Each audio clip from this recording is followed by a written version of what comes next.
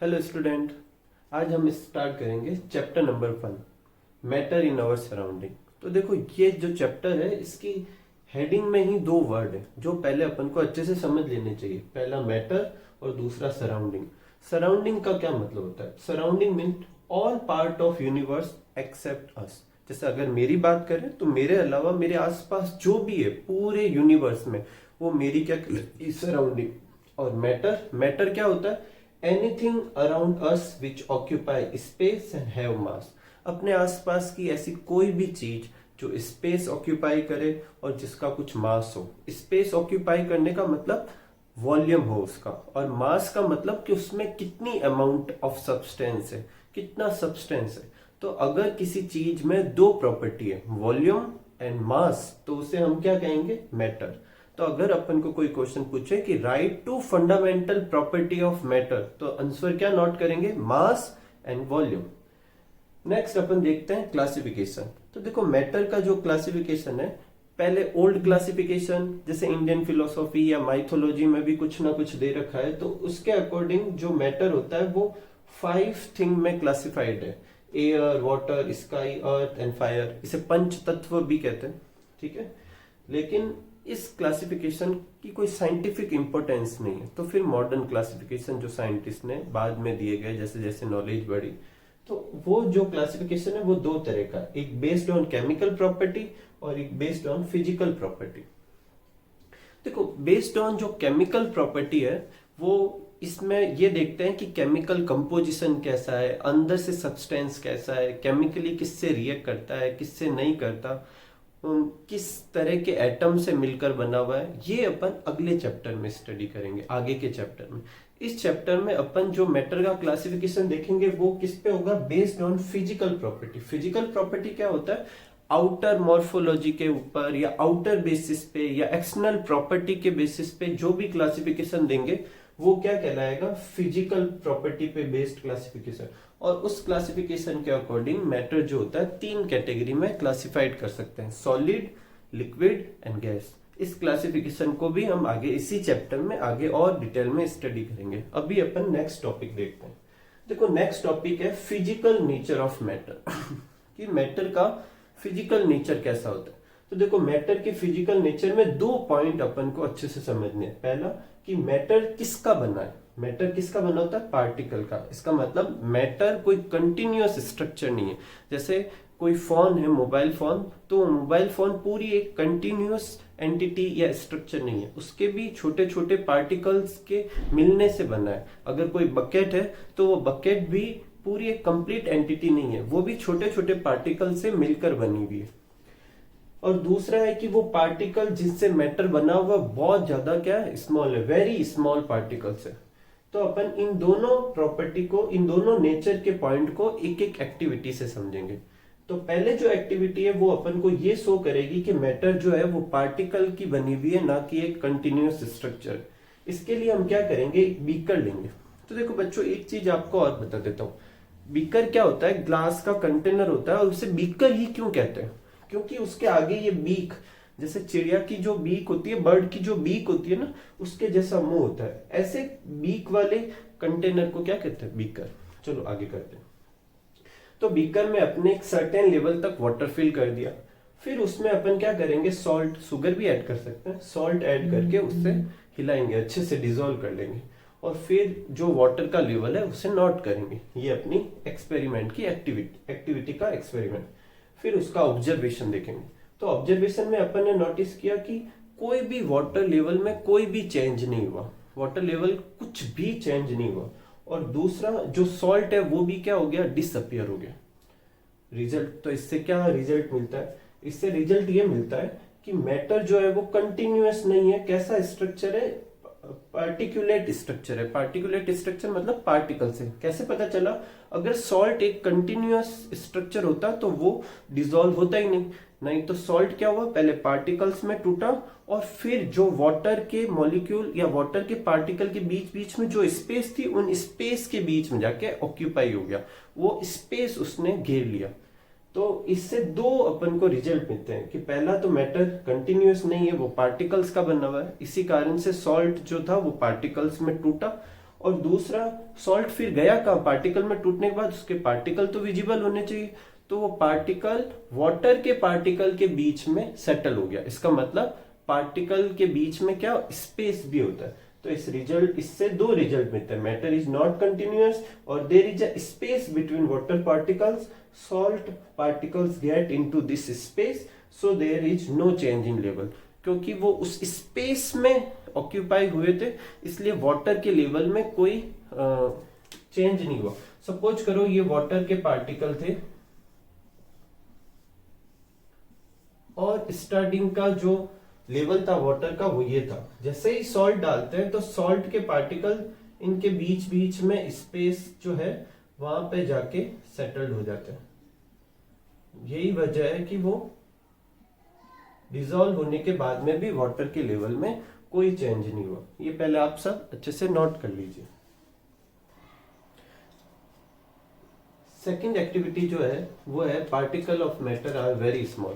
इस एक्टिविटी में ये प्रूफ करेंगे कि जो मैटर के पार्टिकल है वो बहुत ही क्या होते हैं, स्मॉल होते हैं।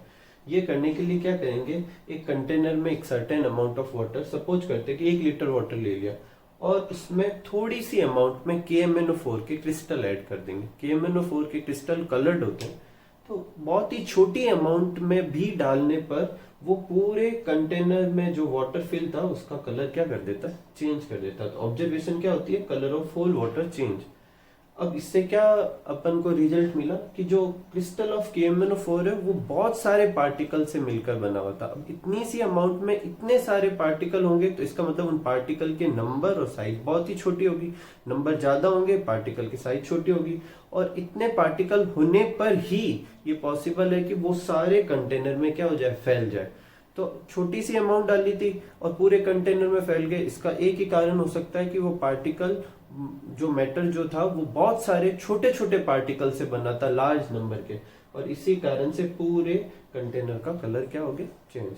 नेक्स्ट अपने जो क्वेश्चन है और नेक्स्ट जो हेडिंग है वो एक तरह का क्वेश्चन भी है और इम्पोर्टेंट क्वेश्चन भी है कि character of particles of matter. कि अपन ने ये तो पढ़ लिया पीछे की दो एक्टिविटी में कि मैटर जो होता है वो पार्टिकल से बना होता है, पार्टिकल स्मॉल होते हैं। उन पार्टिकल की प्रॉपर्टी क्या है, तो 3 फंडामेंटल या 3 बेसिक प्रॉपर्टी होती है।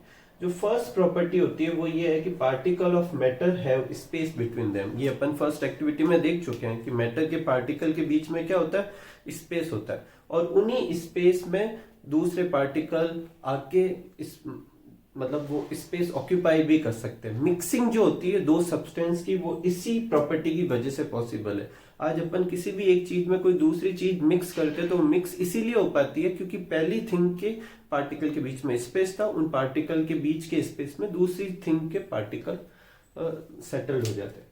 सेकेंड पॉइंट है particle of matter are continuously moving. जो मैटर के पार्टिकल होते हैं वो कंटिन्यूअसली मूविंग होते हैं। हाँ, ये हो सकता है कि किसी मैटर के पार्टिकल बहुत तेजी से मूव कर रहे हैं, किसी के थोड़ी स्लोली, किसी के एकदम ही थोड़े, हो सकते हैं वो जस्ट वाइब्रेट करे लेकिन मूव जरूर करेंगे। हर सब्सटेंस के पार्टिकल मूव करते हैं, इवन हार्ड से हार्ड थिंग के पार्टिकल भी मूव करते हैं। हाँ, वो वाइब्रेशन शो करते हैं लेकिन मूव जरूर करते हैं। इसको समझने के लिए एक एक्टिविटी भी है कि कमरे के किसी एक कॉर्नर में अपन अगर कोई परफ्यूम की बोतल या कोई अगरबत्ती ऐसा कुछ अगर अपन जलाएं तो उसकी जो स्मेल है वो अपने दूसरे कॉर्नर तक भी आ जाती है, और वो तभी आ पाएगी जब उस कॉर्नर से उस थिंग के पार्टिकल्स मूव करते हुए कहाँ पहुंचे, दूसरे कॉर्नर में। जिसका मतलब मैटर के पार्टिकल क्या करते हैं, मूव करते हैं। तो इसके सब पॉइंट भी याद रखना है कि ये मूवमेंट जो होता है वो पार्टिकल की काइनेटिक एनर्जी की वजह से होता है। अब ये काइनेटिक एनर्जी के बारे में डिटेल अपन बाद में आगे के चैप्टर जो फिजिक्स के चैप्टर आएंगे उसमें करेंगे। अभी अपन ये याद रखेंगे एनर्जी होती है जिसकी वजह से कोई भी थिंग मूव करती है, और ये एनर्जी और मूवमेंट जो होता है वो टेम्परेचर पे डिपेंड करता है। जितना ज्यादा टेम्परेचर लेंगे उतनी ज्यादा काइनेटिक एनर्जी होगी, उतना ज्यादा ही क्या होगा, मूवमेंट होगा। देखो, इन दोनों पॉइंट को मिक्स करें तो अपन एक चीज समझ सकते हैं। आज अगर अपन कोई भी एक चीज लें, जैसे मान लो मिल्क लेते हैं और उसमें अपन किसी चीज को डिसॉल्व करना चाहते हैं, जैसे अपन शुगर या फिर कुछ भी जैसे कॉम्प्लेन का पाउडर या कुछ भी डिसॉल्व करना चाहते हैं, तो कब आसानी से डिसॉल्व कर पाते हैं, जब वो गर्म होता है या जब वो ठंडा होता है।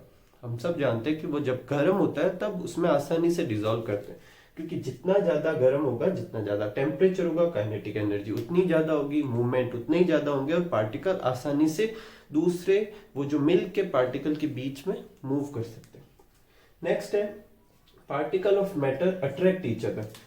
मैटर के जो पार्टिकल होते हैं, एक पार्टिकल दूसरे पार्टिकल को क्या करता है, अट्रैक्ट करता है, और इसी अट्रैक्शन की वजह से मैटर के सारे पार्टिकल एक दूसरे के पास पास में रहते हैं। नहीं तो ऊपर वाले पॉइंट के हिसाब से जब वो मूव कर रहे हैं तो मूव करते हुए एक दूसरे से बहुत दूर चले जाने चाहिए, लेकिन ऐसा नहीं होता। उनके मूव के साथ साथ उनके बीच में एक अट्रैक्शन का फोर्स भी होता है जो उनको एक दूसरे के पास में रखता है, ताकि मैटर का क्या हो, एग्जिस्टेंस हो।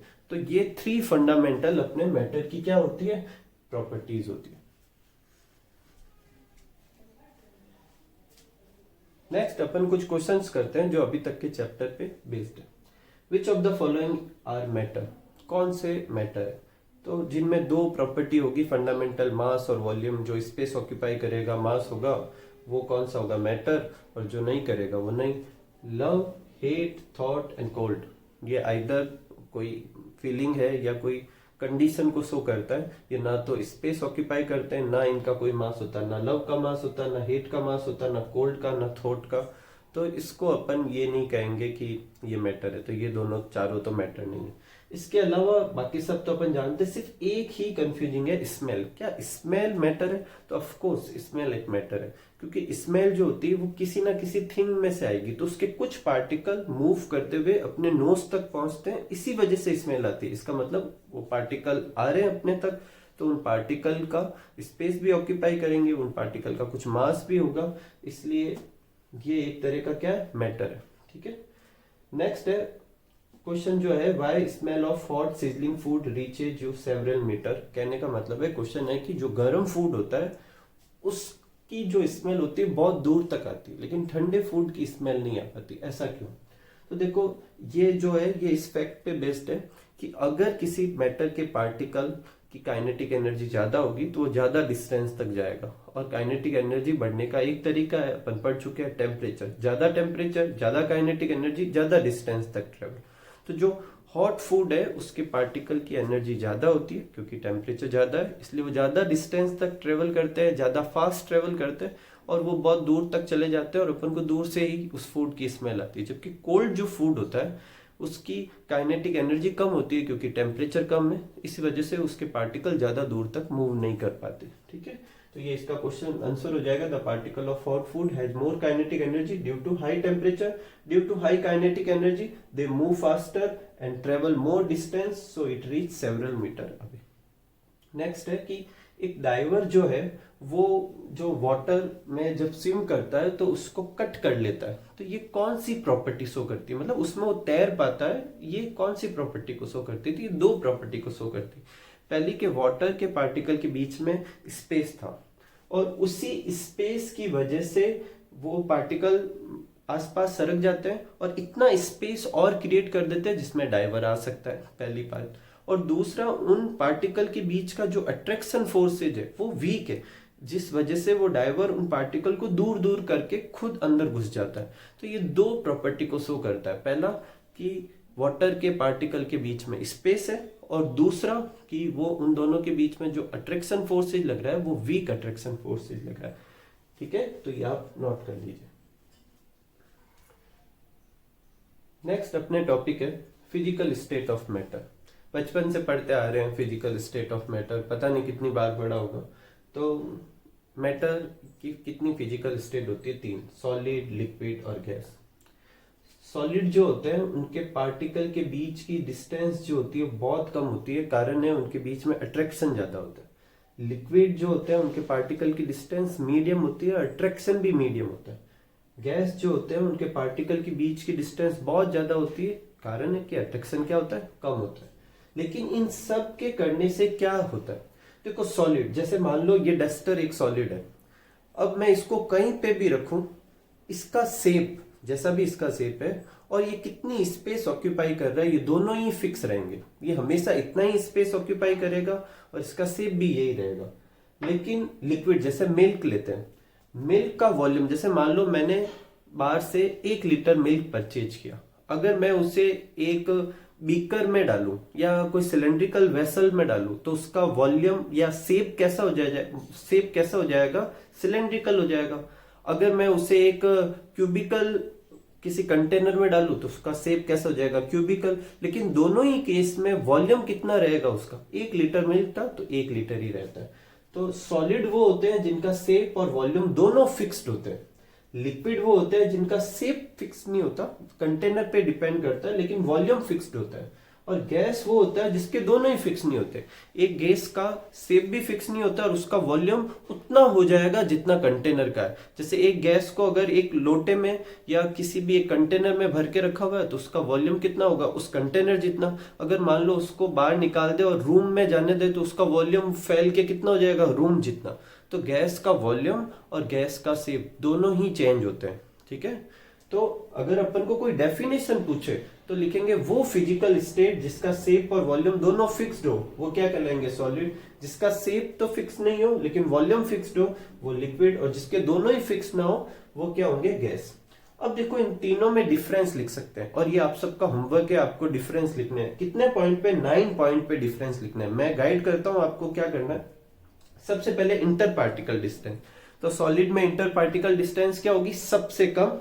लिक्विड में मीडियम, गैस में सबसे ज्यादा। फिर इंटरमोलिक्यूलर अट्रैक्शन होगा, डिस्टेंस नहीं होगा, क्या होगा, अट्रैक्शन। इंटरमोलिक्यूलर अट्रैक्शन जो होगा वो सॉलिड में जो होगा सबसे ज्यादा होगा, इसी वजह से पार्टिकल पास में थे। लिक्विड में मीडियम और गैस में इंटरमोलिक्यूलर अट्रैक्शन सबसे कम होगा, इसलिए पार्टिकल क्या होंगे, बहुत दूर दूर। शेप, सॉलिड का शेप फिक्स्ड होगा, लिक्विड का फिक्स नहीं होगा, गैस का भी फिक्स नहीं होगा। वॉल्यूम, सॉलिड और लिक्विड का वॉल्यूम फिक्स्ड होगा, जबकि लिक्विड का वॉल्यूम क्या होगा, सॉरी गैस का वॉल्यूम क्या होगा, कंटेनर के साथ चेंज होगा। डेंसिटी, डेंसिटी मतलब हैवीनेस। सॉलिड सबसे ज्यादा डेंस होते हैं, उसके बाद लिक्विड, और सबसे कम डेंस कौन से होते हैं, गैस। उसके बाद कंप्रेसिबिलिटी, कंप्रेसिबिलिटी का मतलब उसको प्रेशर लगा के उसके पार्टिकल के डिस्टेंस क्या चेंज कर सकते हैं या नहीं। तो देखो सिर्फ गैस कंप्रेसिबल होती है, सॉलिड और लिक्विड कंप्रेसिबल नहीं होते, ठीक है। तो गैस को कंप्रेस करके तो लिक्विड में भी कन्वर्ट किया जाता है, जैसे कि एलपीजी होती है, लिक्विफाइड पेट्रोलियम गैस, सीएनजी सुना हो, कंप्रेस्ड नेचुरल गैस। तो गैस को कंप्रेस कर सकते हैं, लेकिन लिक्विड और सॉलिड क्या होते हैं, कंप्रेसिबल नहीं होते। लिक्विड में फिर भी थोड़ी कंप्रेसिबिलिटी मान सकते हैं, लेकिन उन्हें इनकंप्रेसिबल कह सकते हैं। नेक्स्ट है रिजिड होंगे या फ्लूइड होंगे, मतलब हार्ड होंगे या फ्लो करेंगे। तो सॉलिड तो रिजिड होंगे, जबकि लिक्विड और गैस क्या होते हैं, फ्लो करते हैं, फ्लूइड होते हैं। एक चीज हमेशा याद रखना है, फ्लूइड में कौन से आते हैं, क्या फ्लूइड में सिर्फ लिक्विड आते हैं, नहीं, फ्लूइड में गैस और लिक्विड दोनों आते हैं, क्योंकि दोनों ही फ्लो करते हैं। लास्ट है काइनेटिक एनर्जी। काइनेटिक एनर्जी अपन पहले भी पढ़ चुके हैं, गैस की काइनेटिक एनर्जी सबसे ज्यादा होती है, उसके बाद लिक्विड की, और सबसे कम क्या होती है, गैस की।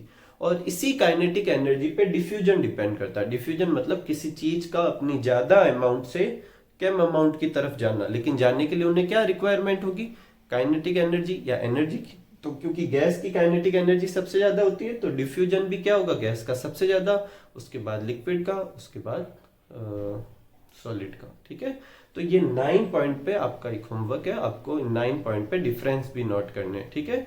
तो बच्चों अगले वीडियो में मिलते हैं, तब तक खुश रहिए, मस्त रहिए और खूब सारा पढ़िए।